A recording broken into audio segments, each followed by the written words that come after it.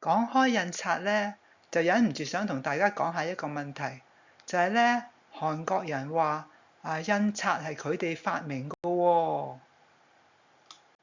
大家都知道咧，中國咧古代有4大發明，影響全世界嘅文明同埋發展嘅，就係第一指南針，第二造紙嘅技術，第三就係火藥，第四就係印刷術啦。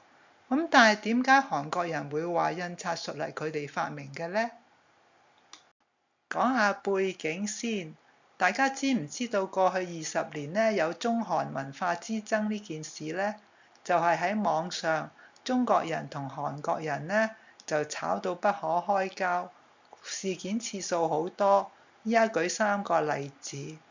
我相信事情開始咧係2005年嗰一年呢，韓國咧要將江陵端午祭申遺，因為種種理由咧。翻譯咁樣咧，中國人咧就認為咧韓國人要搶走中國人嘅端午節啦，咁啊梗係唔得啦，咁就係梗係炒啦。但係其實咧，江陵端午祭咧係韓國嘅薩滿祭，時間點雖然都係端午，但係同屈原食粽爬龍船係冇關嘅，完全係另一回事。去到2006年咧，又傳出首爾大學嘅教授朴正秀話，其實漢字係朝鮮族發明㗎，仲主張申遺添。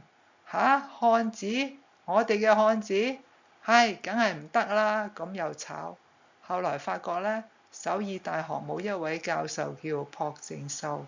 其實好多次事件後來都發現咧，係網民惡搞嘅。到咗2013年嘅時候，韓國咧要將泡菜申遺啦，咁中國人就會覺得泡菜淨係你哋韓國有咩？我哋中國冇咩？點解你哋要申遺啊？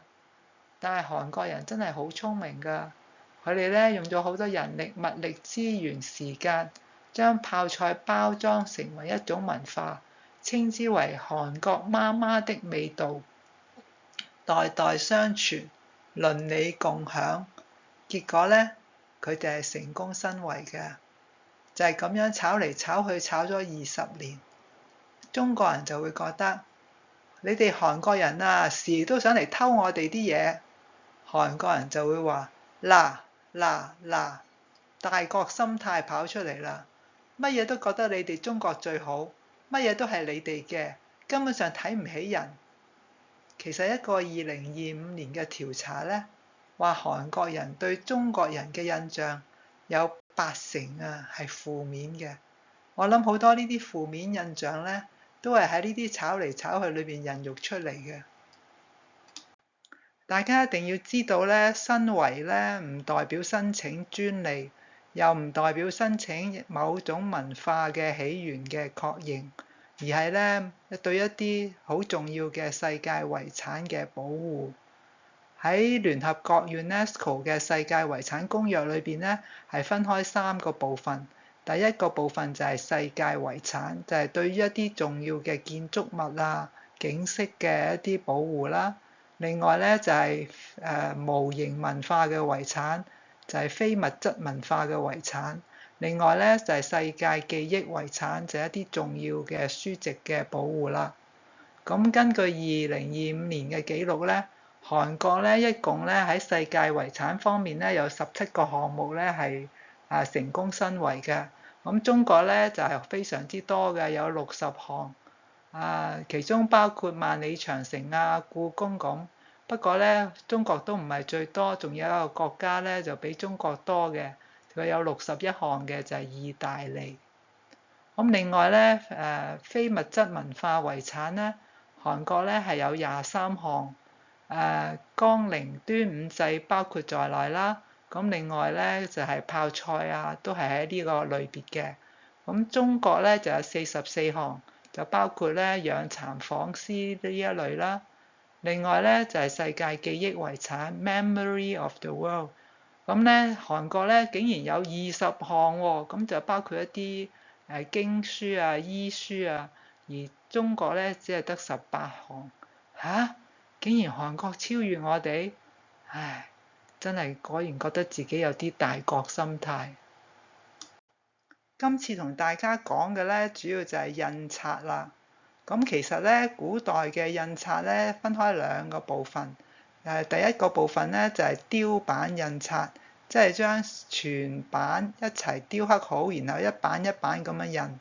而活字印刷咧就係分開一粒字一粒字一粒字，執字粒咁樣排列，好似砌 LEGO 咁樣印刷。咁活字印刷咧又分為兩類。一咧就係非金屬活字印刷，即係嗰啲字粒咧唔係金屬嘅，即係例如木字粒啊，或者係泥活字啊，呢一就係屬於呢一類。不過咧，被稱為近代世界印刷嘅發展起點嘅咧，就係金屬活字印刷啦。就係咧嗰啲字粒咧係嗰啲銅活字、鉛字粒，或者係鐵字粒等等呢啲金屬做嘅。跟住咧發生咗幾件重要嘅事，令到韓國人認為咧印刷術咧係佢哋發明嘅。第一件事咧就喺1966年喺韓國慶州發現到唐代嘅印刷品，係一卷佛經，簡稱叫無咎。咁韓國學者咧就認為佢係咧706至75年期間喺朝鮮半島嘅新羅印製嘅。咁因為咁咧就認為咧呢一卷書卷咧就係全世界最早嘅雕版印本。咁佢哋因為咁咧就推論咧，其實木版印刷同埋印刷術都係起源於韓國㗎喎。咁跟住咧，韓國嘅學者同埋中國嘅學者就爭議咗幾十年啦。其實咧，嗰卷經卷咧係冇講係幾多年印，亦都冇講喺邊度印。但係根據咧文物出土嘅情況咧，佢其實有可能係翻刻嘅。咩叫翻刻嘅咧？就係當嗰個經卷完成咗之後，好多年之後，然後咧先重新雕版印刷。所以咧，佢印刷嘅日子唔等於佢寫作嘅日子嘅。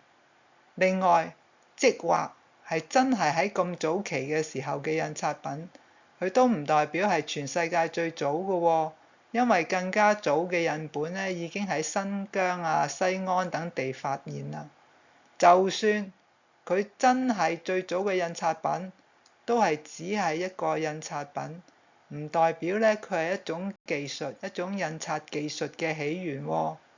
甚至有中國學者認為呢一本經卷咧係其實咧係喺洛陽印，然後先至傳入朝鮮新羅嘅喎。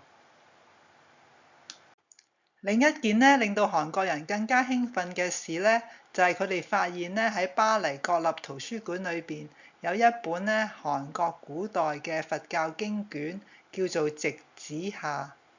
喺呢本書嘅最後一頁咧就印住呢段文字，大家都睇得明呢段文字嘅係咪？因為咧係漢字，但係現代嘅韓國人咧就要人幫手解釋㗎啦。佢呢段文字講：宣光7年丁巳，青州牧興德子鑄字印師。鑄字印師咧，即係話嗰啲字粒咧係鑄造出嚟嘅，唔係雕刻出嚟嘅。咁即係金屬活字印刷啦。青州咧就喺韓國嘅中部，由首爾搭高鐵過去1個鐘度。宣光7年咧就等於洪武明朝嘅洪武10年，亦都等於咧1377年。1377年，咁咪早過1455年嘅德國谷騰堡印聖經嘅年份。哇！咁呢本書咪真係現存世界上最古老嘅金屬活字印刷品。呢個發現咧帶俾韓國人好大嘅震撼。跟住咧，佢哋用咗好多人力物力、國家資源咧，用咗幾年嘅時間向咧聯合國文教組織申遺。結果咧喺2001年咧，佢哋終於咧係成功申遺嘅。韓國人咧不單用好多人力物力咧幫直子下呢本書申遺啦，佢哋仲為呢本書咧建立咗一間大大嘅博物館。建立嘅地點咧就喺青州，就係直指下呢本書當年印刷嘅地方。喺呢間博物館裏邊咧有好多打卡點，咁呢一個咧就真係人人都會去打卡嘅地方。咁大家咧就特別留意啦，就係英文嘅 Chick G 就係直指啦，紅色圈圈住嘅咧就係 UNESCO Memory of the World 嘅標誌，係入咗咧世遺之後至可以用呢個標誌㗎。所以咧呢個咧喺旅遊上邊都係一個大嘅資源。另外仲製作咗好精彩嘅動畫介紹直指下呢個故事，真係做得好精彩，我都睇咗2次。喺博物館裏邊，你仲揾到好多兒童書籍介紹直指下㗎啦。我竟然見到有一本咧係中文嘅喎，中文嘅叫《直指大冒險》。事實上咧，韓國人確係擁有現存最早嘅金屬活字印刷品直指下。咁呢個咧真係值得佢哋興奮，值得佢哋覺得驕傲嘅。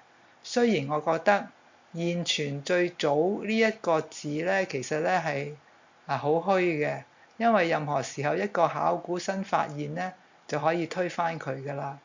咁但係咧，我覺得最難明嘅咧就係擁有一個印刷品，唔代表嗰樣印刷技術係你發明嘅喎。但係佢哋就因為擁有最早嘅金屬活字印刷品，就推論韓國人發明咗金屬活字印刷，然後傳過去中國，然後傳過去歐洲。我都唔明即係裏邊嘅邏輯係點嘅。韓國人咧不單喺啲學術研討會度咧同人討論呢一個韓國發明論啊，而且咧仲喺各個渠道裏邊咧宣揚佢哋呢一個信念。即係例如呢一本咧係一本好普通嘅小朋友書，叫做咧爺爺講嘅印刷故事。裏邊嘅序言裏邊咧就已經有一段係咁講㗎啦。佢話印刷術令到文件同埋書籍可以大量生產啦。咁咧最初咧人咧都係用木板印刷嘅，後來就用金屬印刷啦。韓國咧有效咁樣運用呢2種印刷方法，尤其是韓國人民更是世界上率先發明了金屬活字印刷術。佢哋咧唔止喺兒童書嗰度咁講，喺教科書，喺唔同年級嘅小學教科書咧都係咁講。呢一份咧係小學社會科學嘅教材嚟嘅，裏邊清楚咁樣講，金屬活字最早發明於高麗王朝。另外咧，亦都有人覺得咧，一直以嚟咧，韓國嘅文化歷史咧都係被扭曲嘅，被認為咧係低於中國嘅文化同埋日本嘅文化，所以佢哋要糾正呢個觀念。佢哋成立咗一個大型嘅志願網絡，咁咧就係提供資訊同埋教育一啲韓國人同埋咧其他國家嘅人，等佢哋成為咧韓國文化遺產嘅全球大使。佢哋一個最重要嘅行動咧就叫 Bring JG to the World， 將直指帶往全世界。本來咧呢個我都覺得冇乜問題，因為直指咧真係有本書係咁噶嘛，你將佢帶去全世界講都冇問題啊。但係其實咧佢哋唔止係咁㗎。呢個網址咧有韓文、英文、法文、意大利文，但係咧我就留意到佢冇中文，亦都冇日文㗎喎。你估點解咧？進到嗰個網址咧，你就會見到好多資訊啦，不停更新，仲有好多年青人喺嗰度學習啦，參加研討會啦。大家有冇諗過佢哋喺嗰度到底學咗啲乜嘢咧？大家見到畫面上邊嘅咧就係2位年青嘅韓國文化遺產全球大使啦。左邊嗰位嚟自英國，右邊嗰位嚟自蘇聯。佢哋話佢哋最大嘅發現就係唉，我竟然唔知道，原來金屬活字印刷技術係韓國人發明㗎。唉，作為金屬活字印刷嘅發明國，中國係咪應該加把勁努力宣揚一下呢？而第三件事咧，就係比較近期一個韓國嘅考古大發現，發生喺2021年6月嘅，就喺首爾一個熙來攘往嘅重建工地上邊咧，係當咧舊建築物移除之後，就喺地下度掘下睇下有冇前朝嘅物品啦，竟然好意外咁掘出朝鮮王朝前期嘅金屬物品喎。包括咗叫做日星定時儀啦，係一個咧喺夜晚黑都可以睇時間嘅鐘，係當時咧一個咧最先進嘅鐘啦，滴漏嘅零件啦，會響嘅銅鐘零件啦，火炮啦，呢啲咧都係佢哋喺歷史書裏邊咧係講過嘅，但係咧冇人見過實物。今次咧咁多實物，雖然係零件啦，一齊出土咧就已經係好震撼㗎啦。不過更加震撼嘅咧，竟然同時出土嘅係有超過1600個金屬活字喎。呢一批活字粒咧，包括超過1000個漢字嘅活字啦，同埋600個韓文嘅活字。係韓國歷史上出土嘅最大批金屬活字粒，好多韓文拼音嘅活字咧係第一次見到嘅。呢個發現咧仲包括咗喺1434年喺韓國鑄造嘅甲人字。1434年喎，咁咪仲早過喺德國谷騰堡喺1455年鑄造嘅活字咯。所以呢一次嘅發現咧，再一次證明金屬活字印刷咧係喺東方先過喺西方，而且咧亦都令韓國咧係擁有咧全球最早嘅金屬活字，係金屬實體活字，係真係好了不起嘅。而當年啊，谷騰堡印聖經喺1455年鑄造嘅活字，一粒都冇保存落嚟喎。對於韓國人嚟講咧，今次2021嘅考古大發現咧，佢哋認為咧係改寫韓國印刷歷史嘅偉大發現啦。佢嘅價值同埋意義咧係講唔出咁大啦。不過最令我感動嘅咧就係，除咗嗰啲考古學家啊嗰啲人咧關注之外，普羅大眾都非常關注，同埋咧引起好大嘅迴響。喺發掘之後，僅僅5個月咧，呢一批文物咧就已經喺韓國國立故宮博物館公開展出啦。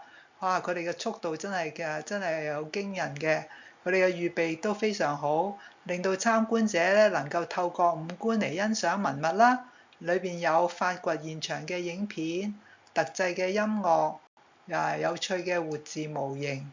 因為真正嗰啲古代活字梗係唔準掂啦。但係透過觸摸呢啲模型咧，就可以感受呢啲活字嘅質感啊、重量啊咁樣。仲有圖片啊、視頻講解啊，預備咗好多放大鏡俾人用啊、兒童遊戲啊、仲有書籍啊、研討會等等，處處咧都顯示咧政府咧係投入大量嘅人力物力去做呢啲展覽嘅，而公眾咧亦都表現出咧非常嘅感興趣。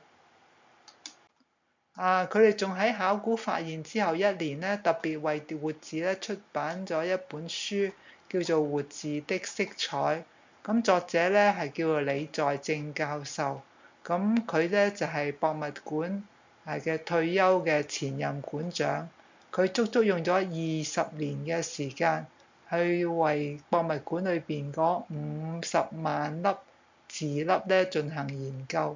呢一本咧係一本好有分量嘅書，咁即係話韓國咧不單擁有現存最古老嘅金屬活字印刷品啦，即係直子下，亦都同時擁有現存最古老嘅實體金屬活字。仲有一樣咧，韓國咧過晒全世界所有嘅國家嘅，就係咧韓國保存最多嘅古代金屬活字。單單喺首爾國立中央博物館咧，就收藏咗50萬粒呢啲金屬活字啦。點解佢哋咁犀利嘅？喺中國咧都保存得好少喎，因為我諗咧呢啲金屬咧係貴重嘅。當啲活字舊咗啦、蒙咗啦、崩咗啦，我諗我哋啲祖宗咧可能咧將佢哋拎咗去回收。總而言之咧，韓國咧係喺金屬活字印刷上面咧係真係了不起嘅。結論咧就係韓國人喺古代金屬活字印刷方面咧，確係發展得非常之好嘅。但係韓國人嘅結論咧就係韓國人發明咗金屬活字印刷，但係其實發展同發明係唔同㗎喎。金屬活字印刷嘅發明咧唔會偶然發生㗎，因為佢需要一個印刷理念嘅革新啦，純屬技術嘅配合啦，仲要社會經濟環境許可，所以要發明金屬活字印刷咧，需要具備咧以下嘅條件。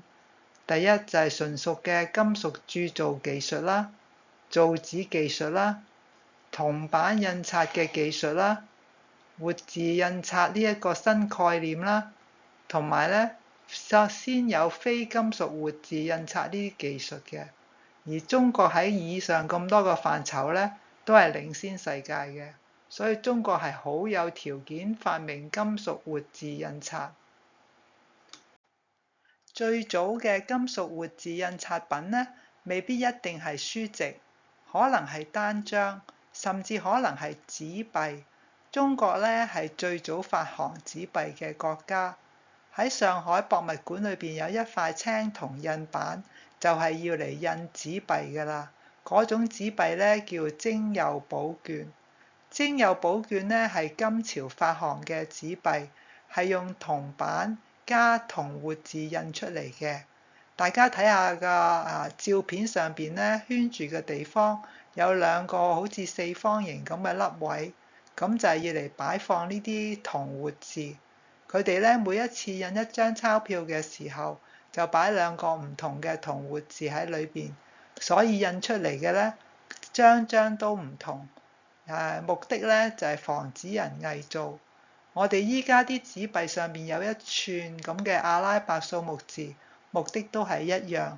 但係當時咧就唔係用阿拉伯數目字，係用千字文或者數目字嚟防偽嘅。精幼寶卷咧係喺1215年到1216年之間印發嘅，咁係咪比1377年嘅直子夏早好多咧？依家嘅韓國人咧，從大學教授到小學生都會大大聲咁講，金屬活字印刷係我哋韓國人發明嘅。作為中國人，我哋應該好有信心咁講，其實印刷術係中國人發明嘅，活字印刷術都係中國人發明嘅，金屬活字印刷術都係中國人發明嘅。希望大家以後能夠更加關心中國歷史，更加多發掘，更加多研究，更加重要嘅就係教育我哋嘅下一代。希望咧，當有一日，如果我哋嘅小學生遇到韓國小學生挑戰嘅時候，都能夠好自信咁講，係啊，冇錯啊，韓國嘅金屬活字印刷術發展得非常之好，有一段日子仲比中國好，但係金屬活字印刷術係中國人發明㗎，我哋好早已經用銅活字印紙幣啦。